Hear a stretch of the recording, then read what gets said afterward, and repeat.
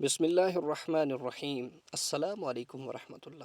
پیارے ساتھیوں، ماہ رمضان کا آخری عشرہ ایک مجرب عمل کے ساتھ آپ کی خدمت میں حاضر ہوں۔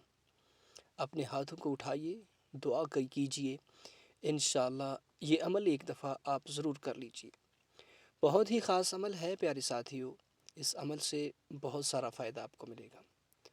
ماہ رمضان کا آخری عشرہ کہ جو جہنم سے خلاصی کا عشرہ ہے، اس عشرے کے اندر لوگ اعتکاف کرتے ہیں۔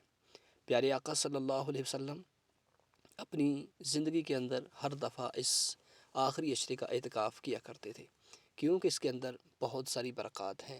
بڑا اللہ کا فضل اس کے اندر ہے کہ جو بندہ اس رات کو تلاش کر لیتا ہے بڑا لکی ہو جاتا ہے، اللہ رب العزت کی بارگاہ سے وہ جنتی ہو جاتا ہے، لکھ دیا جاتا ہے کہ یہ بندہ جنتی ہے۔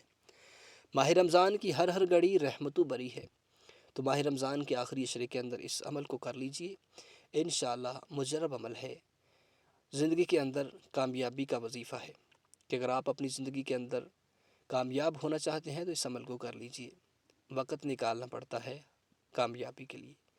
پیارے ساتھیوں، وقت نکالیے اور اس عمل کو کیجیے۔ کیسے کرنا ہے؟ ضرور اس سے پہلے اگر آپ ہمارے چینل پر نئے ہیں تو چینل کو سبسکرائب کر لیں اور ویڈیو کو لائک ضرور کر دیں۔ پیارے ساتھیوں، ماہ رمضان کا آخری عشرہ، رزق میں برکت، کامیابی کا عمل، کوئی بھی بندش ہے تو آپ اس عمل کو کر سکتے ہیں۔